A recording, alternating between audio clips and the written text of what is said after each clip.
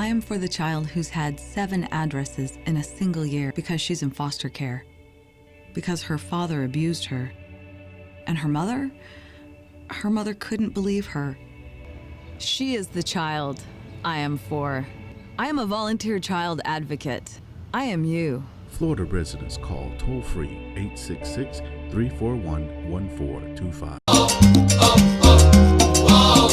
Esto es amor de verdad, nadie lo puede dudar. Step up to craft beer. Taino Light Lager has a crisp, refreshing Caribbean-style flavor. Boricua Craft Ale, full-bodied flavor for the true beer drinker. Stop drinking beer water. Taino Craft Light Lager and Boricua Strong Craft Ale. Feel the rhythm and come up to craft beer. Hola Florida, introducing Boricua Beer and Taino Light Beer. Boricua and Taino Light are crafted beers that are rich in flavors and brewed right here in Florida. Taino beer has a crisp, refreshing Caribbean flavor style when enjoyed chilled. Boricua beer is a craft ale with full body flavor that is a beer drinker's beer. Boricua and Taino Light Beers. Enjoy responsibly.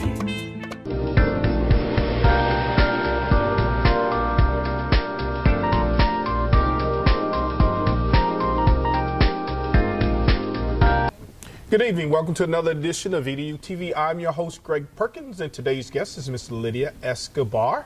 She is an ESOL language arts teacher in Osceola County. Very impressive educator, and she's very serious about what she's doing. Welcome, Miss Escobar. Thanks for having me here. Yes. Tell me about your journey. You started in Puerto Rico and you came here, and then I want to get into some of the wonderful things that have taken place with your students. Before we came on camera, we were talking about some of the impressive test scores. Yes. And so let's just start. You came from Puerto Rico and you came here, and just tell me kind of what are some of the things that you're working on right now. Okay, my first journey to United States was to move to Texas because I was working for public education in Puerto Rico, and they gave me the opportunity to move to Texas to start working with the population in Texas. That was a few years ago when we had this massive migration, the first migrations of Puerto Ricans professionals that came to the United States. And I have the opportunity to work with Dallas School District, first grade bilingual. Oh, okay. I worked there for like 3.5 years, and then I had the opportunity to move to Orlando, where I started working for Orange County School District in different high schools. Right. And like Freedom High School, Timber Creek. I also work for Life Skill Centers, which is a charter school for dropout students from 18 to 21 years old. And after that, I had the opportunity to work with Osceola School District. And that's where you currently are, right? Yes, that's where I've been for the last 4 years. And that's when I get the most accomplishments and the most from my professional career. In Osceola School District as a 6th grade ESOL teacher. Now, what inspired you to become a teacher? Wow. My family, they are all educators. From my cousins, my mom used to own a school in Puerto Rico, and she was also a school principal. And I remember when I was young, I didn't want to be a teacher. I want to be a doctor, a doctor, medicine doctor, a pediatrician. But I ended being a teacher, which is similar to being a pediatrician, but instead of looking for cures, I'm looking for ways for students to get success in life. Yeah, and you know, and that's really important. I used to be a teacher, and I'm a real big advocate of teachers, right? Because you guys do shape lives. You know what I mean? Because you motivate kids, you help kids to overcome things that they think they couldn't have overcome. So I just think teachers should be paid like, you guys should be paid like a doctor. Really, you should, because you're shaping all the scientists. Now, you said you've experienced your greatest success in Osceola County, but before we get to that part, I want to talk about ELL, ESOL, and the big influx of students that have come from Puerto Rico now to Florida. So tell me some of the challenges that you see and how you've overcome those in order to get the type of results you've gotten. And we recently, in the last 10 years, we've been receiving a max influx from people from Puerto Rico. Okay. Most of that influx is because of the economy in Puerto Rico and all different issues that are being passing in Puerto Rico right now. But most of the students that I'm receiving right now come from Puerto Rico, and they arrive from Puerto Rico with these different characteristics. They are not the same. They have these special needs that we need to provide them with strategies and technology and things that help them progress and be successful.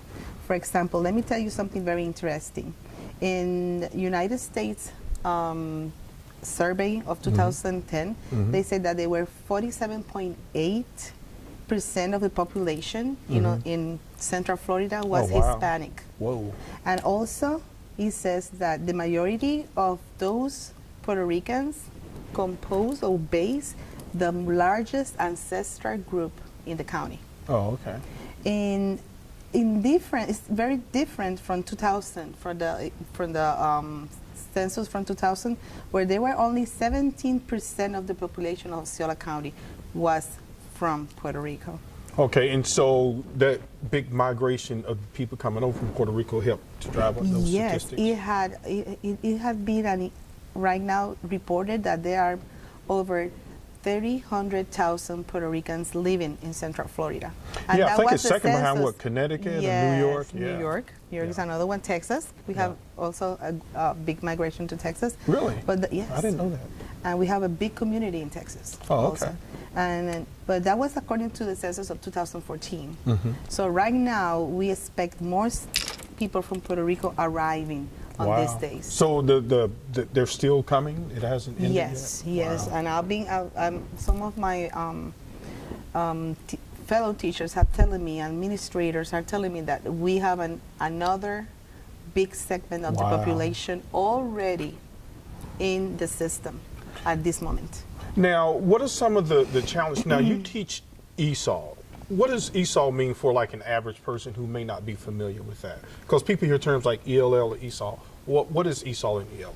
According to the WIDA consortium, which are the persons who specialize on what is English for students of another language. Okay. So ESOL is an acronym. Okay. Is English for students of other language. Okay. But right now, because we have this diverse population, we are trying to change that acronym for ELL, English Language Learners. Oh, okay. So that is the difference in between ESOL and ELL. On the last WIDA convention that I went, that was a big issue that they were discussing, that was on the table. So how are we going to call this new generation of kids that are coming? We are going to call them English Language Learners because they come from different places. So they are learning the language. Yeah. Yeah, well, some people, Americans don't know how to speak English either. So. Exactly. But it's true. It's true. It is true. But so now, you and I were talking before camera, and you were saying that some schools in Puerto Rico are dual language schools, right? Yes. And they're some, bilingual. but the public schools mostly, they teach the kids in Spanish. And so when they come here, they're not as proficient as they used to be. So are you guys getting the support in the classroom as teachers to help those kids catch up? That's what we're trying to do right now. And most of the things that we're doing is we have technology in the classroom. And for example, for me, I have a laptop card that I use for all my students in the classroom. So I try to level them up with the population that we have here, with their cohort, what they're going to be their cohort when they finish high school. But let's say that I have different types of students. So I can have one student that comes from Puerto Rico, from a school that is not bilingual, doesn't know anything in English, doesn't know how to say even good morning in English, versus other students that come from the island that are fluent in English. So we have them because as an English language learner, we have them in the same group, a sheltered bilingual ESOL classroom. Okay, what does that mean, sheltered? So they stay with you the entire day? Sheltered means that they are in this classroom that is only for students learning English. Okay. So remember that when a parent comes to United States, into Florida, they need to fill a survey. Right. and at the beginning when they study, when they're coming in the class, in the school. And that survey, they have to answer several questions. And those questions are the ones who determine whose student goes to the ESOL class and whose student doesn't. And one of the questions is other language than English speak at home. That includes your grandparents, your uncles. So parents, what they do, of course, we come from Puerto Rico. We speak Spanish. Right.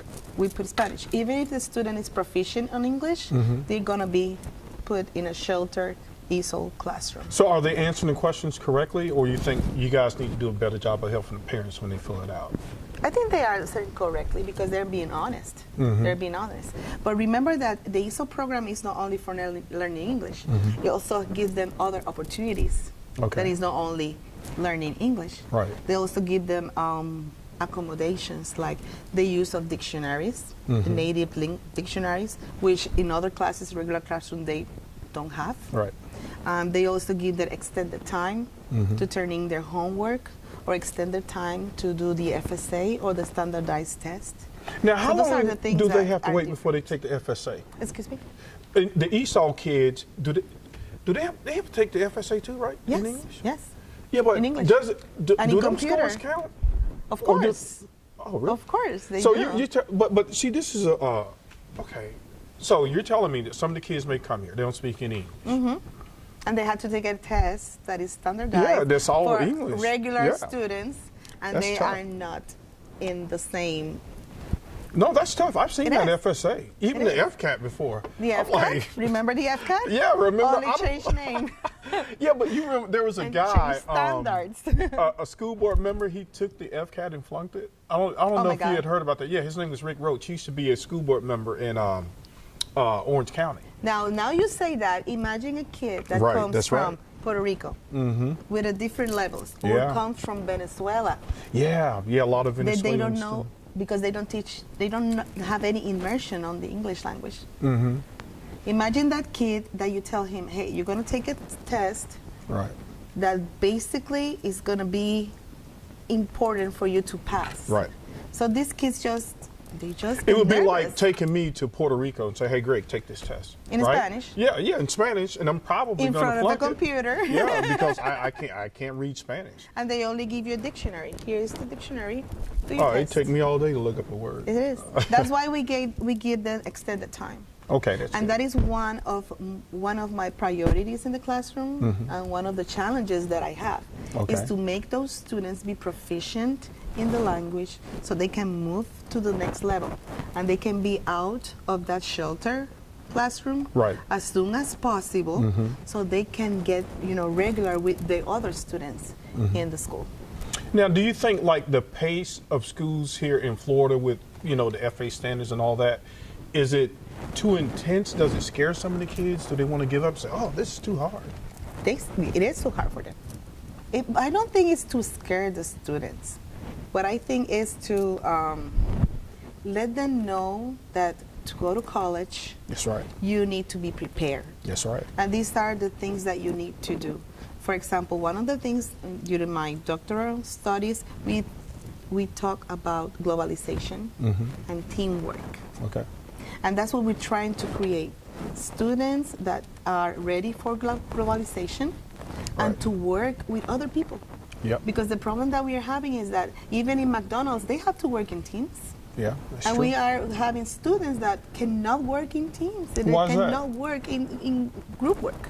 Oh, okay. So in you the guys classroom. Okay. Yeah. So one of the things that we are learning from different conferences that have been through, like the International Literacy Association, like the Florida Reading Association, is that we need to prepare the students for the future. And the only way that we prepare the students for the future is telling them and giving them the tools and also how things are going to be in the future.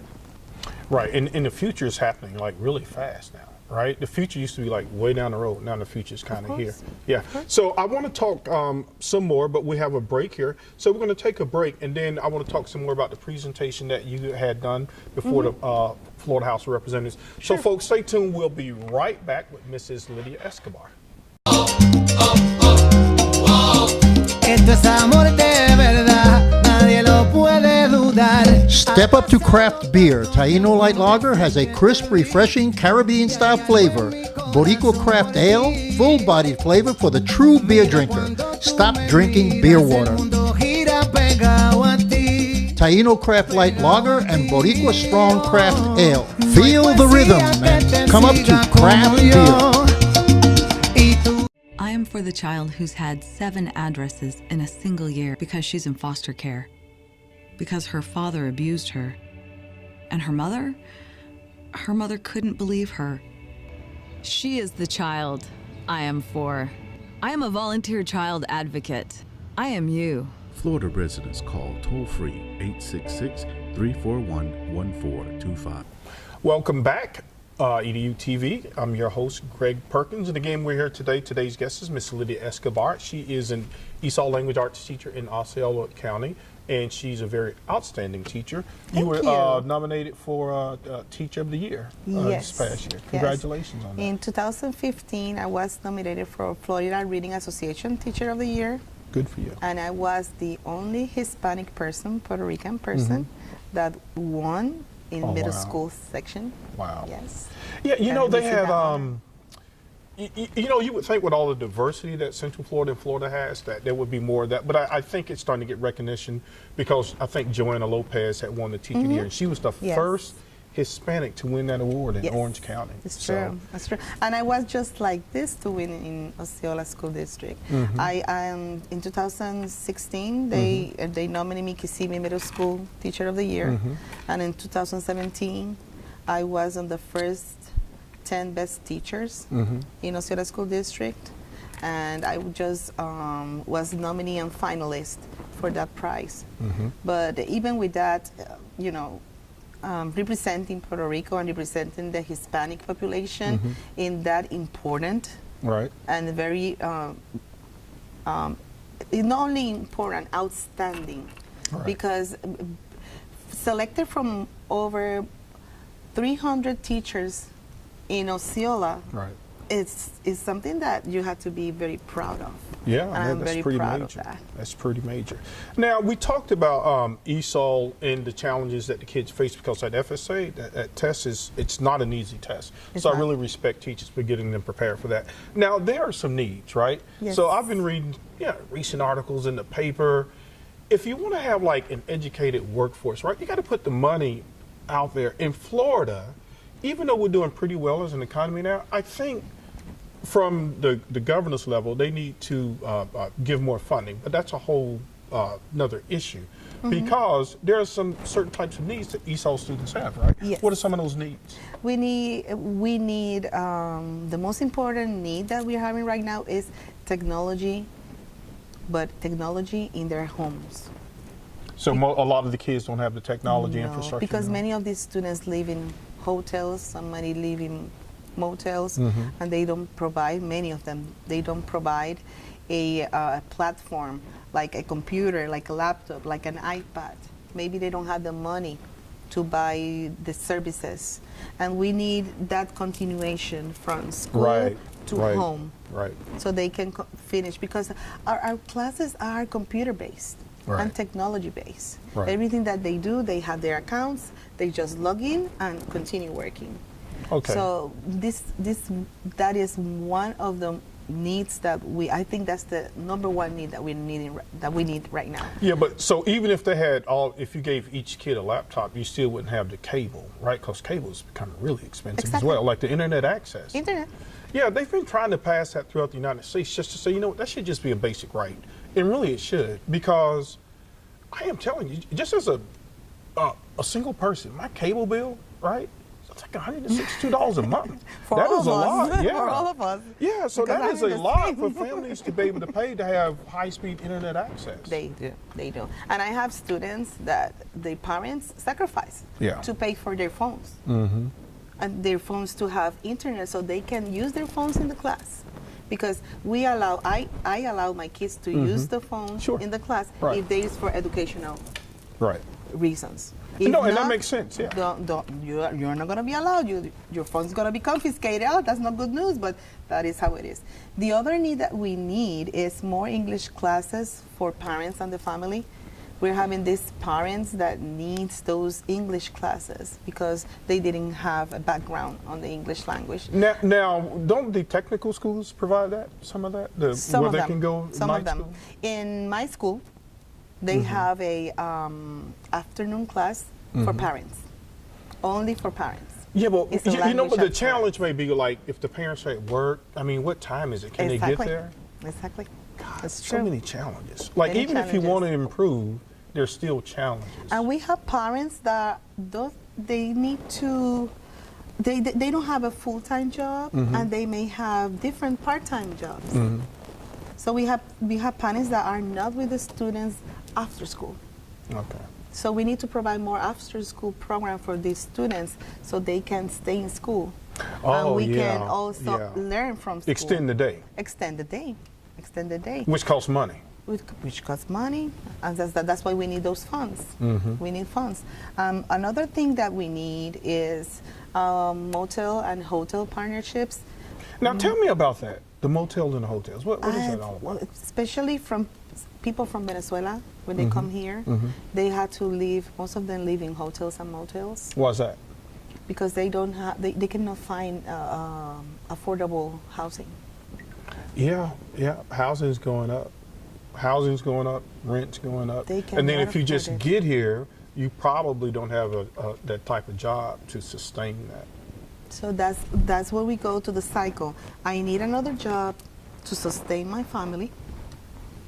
So my kids, I had to leave my kids in a place, maybe babysitting or maybe with somebody else. Right. And the kids do other things that they don't have to do. Right, And we that's want right. these kids to learn. We want these kids to be successful, to know that they have a bright future. And that future is studying and learning. So we need to provide that accessibility to them. I'm an advocate of that. Yeah. We need to help those students in that Yeah, way. you have high expectations. We had a young man on here. He was from Venezuela. He's from Orange County. He got a full scholarship to Princeton University. Oh, do you see? Yeah. Yeah, wonderful. Yeah, and I think his mom, I think maybe she was, I don't know what she did for a living, but they didn't have a lot of money. And he couldn't speak any English when he came. But through the ELL and the ESOL programs, yeah, he was a very impressive young man. For my students, I have students that come from Venezuela with no English and don't even know how to turn on a computer, like I told you a few minutes ago. And in months, I have these students moving up to the next level that I could put them in regular classes and even score higher on the FSA than the other students. Oh yeah, sometimes these kids, and that's one thing, a lot of times we'll talk about a lot of bad stuff in the United States, whatever. But one thing I do like about the U.S. is that education is free, right? The public school education, if you want to come to school, you're going to have to work a little harder now because you don't speak English. Exactly. It still affords everyone an opportunity to do well. It's going to be a little tougher, but you can do it. And thank goodness for teachers like yourself who are inspiring and motivating these students. What are some of the other needs? Well, some other needs that we have in our school is more bilingual books for schools that have bilingual books. Okay. For example, in my school, bilingual books were not existent until this year. We started receiving a few supplies of bilingual books. But why is that? Books that are written in Spanish and English. So No, I'm saying why didn't you guys have that support? Because I think the Before? superintendent in Miami did that. Yeah, because the reasons, well, funds. They always tell us it's funds. We don't have the Title I funds are being cut, or we don't have enough funds for those books. Last year, we received a supply of those books, and they were really interesting because they go through their interest. So they go and get the books and start reading in English and Spanish. Right. So they have a connection in between the languages there. Yep. Yes. Hey, let me ask you another question, right? Yes. Okay, how do you segue, though, a kid, like if you can do bilingual English and Spanish, right? At what point does you say, okay, now it's just time for you to speak complete English? How do you do that? The bilingual program that we have is in different schools, in few schools. Because in my district, we have the one-way program, which is the students acquire the English as their second language. So that means that it's an immersion or enrichment program. So it is like the student comes to the classroom, I do the class in English, but when they need help, I go help them in their native language. Okay. It could be a student from Russia, Right. from Italy, Right. from Serbia, from Right. Afghanistan. Now, is there a test that they have to take to say, okay, now you're ready for all English classes? Or they just eventually just segue out of? Eventually. Okay. It's something that comes up eventually. But there's something, Greg, that people needs to know is that when a student is learning the language, it takes 7 years to learn the academic English language. Yeah. However, it takes them 3 months to 6 months to learn the social language Yeah. The because cultural of norms, they are with other students. Yeah, the they're interaction. talking, their interaction, and that's the first that they're gonna do. They're gonna learn the social language. So that is when I come in. Right. Okay, oh, you're speaking English, beautiful. So let's start doing this in the book. Let's start reading this section. But I don't understand what it says. But I Right. say, okay, but let's use a dictionary.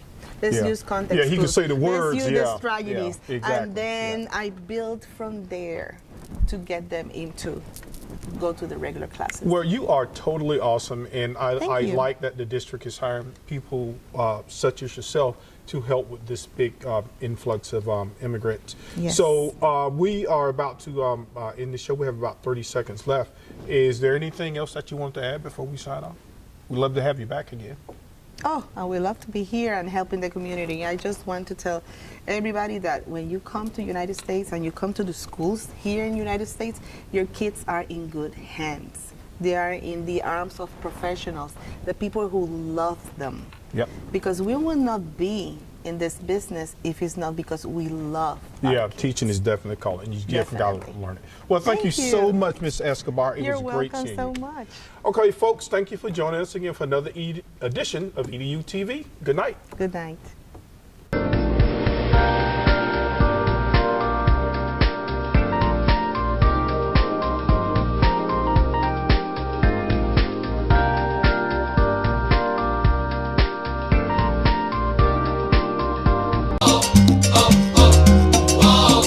Esto es amor de verdad, nadie lo puede dudar. Step up to craft beer. Dino Light Lager has a crisp, refreshing Caribbean-style flavor. Boricua Beer Craft Ale, full-body flavor for the true beer drinker. Stop drinking beer water. El mundo gira pegado a ti. Dino Craft Light Lager and Boricua Strong Craft Ale. Feel the rhythm. No hay Step up to poesía craft. que te siga como yo. Y tú I am for the child who's had 7 addresses in a single year because she's in foster care, because her father abused her, and her mother couldn't believe her. She is the child I am for. I am a volunteer child advocate. I am you. Florida residents call toll-free 866-341-1425. Tap rooms are localized and they're geographic. The Hispanic community is much broader than one tap room.